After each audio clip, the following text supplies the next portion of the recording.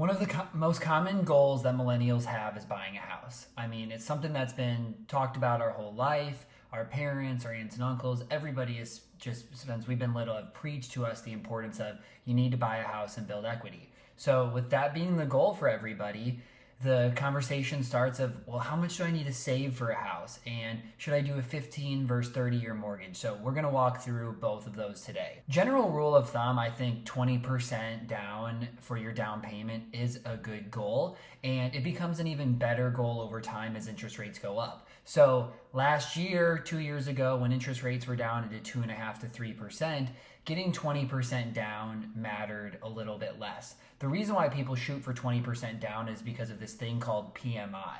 So PMI is basically an added cost that they put on you for putting down less than 20% because they see you as a less credible borrower.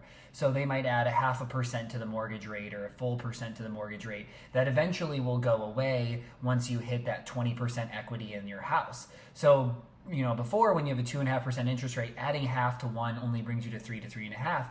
But today, with interest rates in the 5s or even 6s, adding that extra percent of interest can really hurt. So I think a general rule of thumb is shoot for 20% down when you can. But if there's a period of time where, hey, we found the right house, we might not have 20% down yet, I don't think it should necessarily be something that stops you from buying the right house. So now to the next point, do I do a 15 versus 30-year mortgage? And this one's a little bit more complex. We're going to walk through a bunch of things here. But before we even get into the numbers, let's talk about the advantages and disadvantages of 15 versus 30 years. So a lot of people preach, well, let's do a 15-year mortgage, because if I have a 15-year mortgage, that means that I will end up paying less in interest. And that is totally true.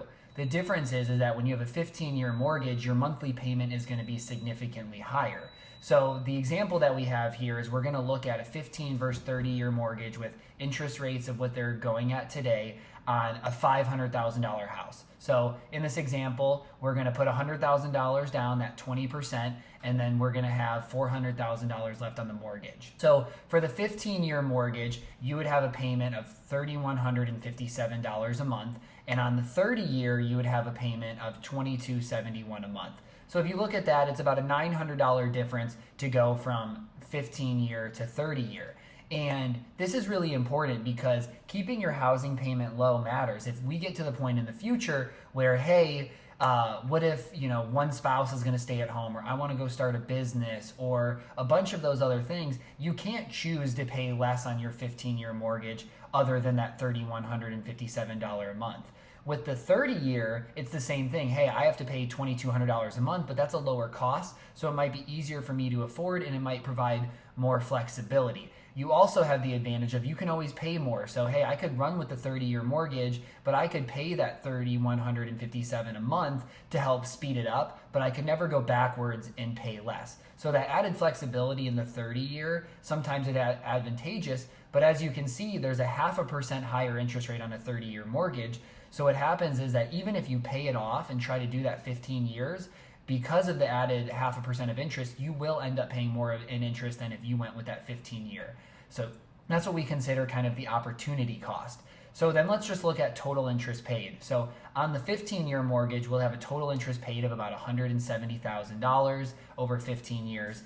And then on the 30-year, we'd end up with about $417,000 of interest paid. So you might look at that and say, wow, that is a huge difference. That's $200,000 and about $50,000 difference of interest. Of course, I want to pick the 15-year to save it. But you're kind of neglecting, well, what would you do with those added dollars? So what I did is said, okay, hey, great. Let's say we don't use the 15-year. We're going to do the 30-year, and we're going to save that $900 a month. And what we're going to do with that $900 a month is we're going to go invest it in the market for 15 years. And we have no idea what the market's going to do, so we're just going to use 8% as the interest rate because over a long period of time, the stock market averages about 8%. So if we invest $10,632 a year for 15 years at 8% interest rate, that would end up getting us about $288,000.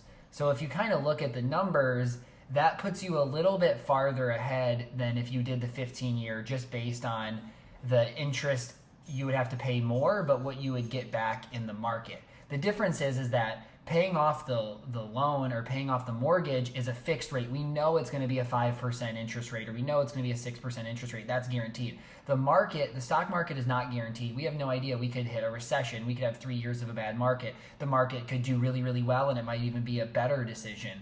So, the decision here is really about, do you prefer that flexibility? Do you want to, are you actually going to invest the difference? Because at the end of the day, if you're just going to take that money and you're not actually going to invest the difference, well, then it's going to be better to use the 15-year mortgage. So it really comes down to that behavior. A lot of people are not actually going to invest the difference. They're going to go spend it. And in that case, 15-year mortgage might be better. For the person who's, smart about it, they're going to put money in the market, they're going to invest it, they're not going to sell at bad times, well, then investing could be the better one for them. So I hope this helps you understand that there isn't really necessarily a right answer between 15 to 30-year mortgage. The advantage of a 30-year mortgage is, hey, we're going to have more flexibility because of the lower payment, and we'd actually have to invest that difference to be better. The advantage of a 15-year mortgage is you're going to have a lower interest rate, you're going to pay less interest over the time, and after 15 years, you're going to have no housing payment, and then you could move that to the market. But again, this is a personal decision where you have to look at the numbers and you just think about yourself. Are you actually going to invest those dollars or not? Because that is a crucial point.